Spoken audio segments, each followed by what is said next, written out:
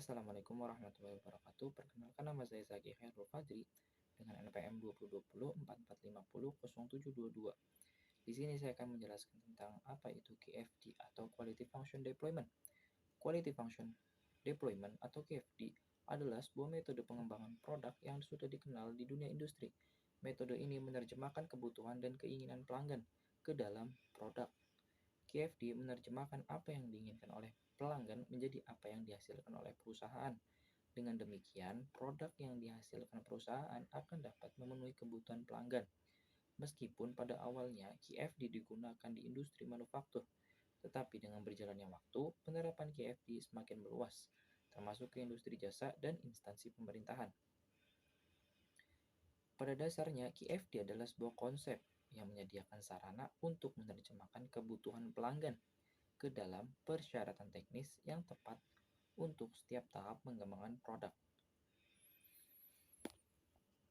KFD ini berfokus pada penentuan kebutuhan pelanggan dan komitmen organisasi untuk memuaskan kebutuhan tersebut. KFD pertama kali muncul di Jepang pada akhir tahun 1960-an. Setelah Perang Dunia Kedua, Jepang yang tadinya mengembangkan produk dengan membuat imitasi atau duplikasi beralih kepada mengembangkan produk yang orisinil.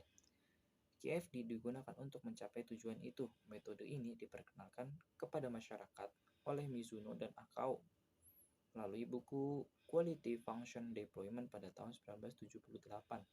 Setelah di Jepang, sekitar tahun 1980-an, KFD mulai merambah ke negara-negara barat seperti Amerika Serikat dan yang lain-lainnya.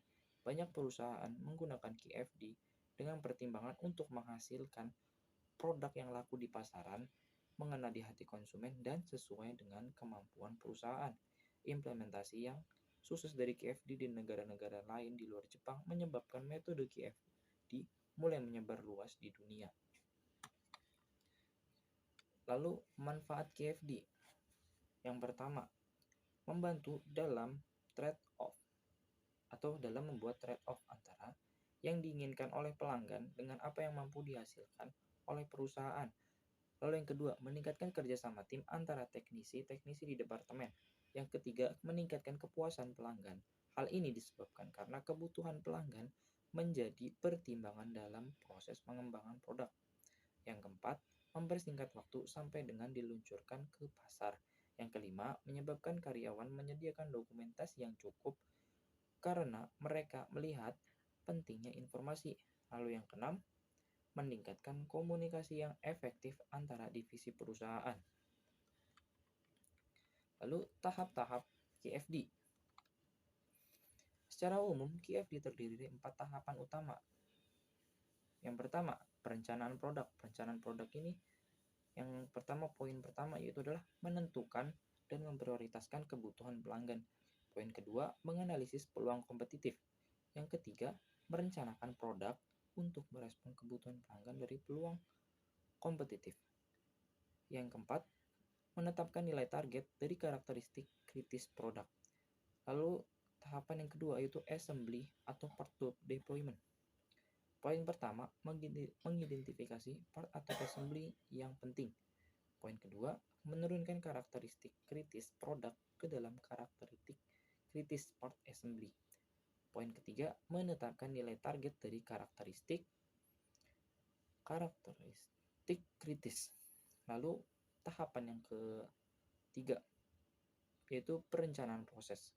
Poin yang pertama, menentukan proses kritis dan aliran proses. Poin kedua, mengembangkan persyaratan peralatan produksi. Poin ketiga, menetapkan parameter kritis proses. Lalu tahapan yang terakhir atau keempat adalah kontrol proses atau kualitas. Menentukan poin pertama, menentukan karakteristik proses dan part kritis. Poin kedua, menetapkan metode kontrol proses dan parameternya. Poin ketiga, menetapkan metode dan parameter inspeksi dan uji. Lalu di balik itu semua, KFD memiliki keunggulan dan kelebihan. Di antaranya keunggulan KFD adalah menerjemahkan customer need menjadi respon teknis. Namun KFD mempunyai kekurangan terkait sulit membedakan antara beragam kebutuhan konsumen yang bertentangan, sulit memenuhi kebutuhan konsumen yang berbeda kelompok, dan kesenjangan konseptual antara konsumen dan perusahaan. Mungkin itu saja yang bisa saya jelaskan. Kurang lebihnya mohon maaf. Wassalamualaikum warahmatullahi wabarakatuh.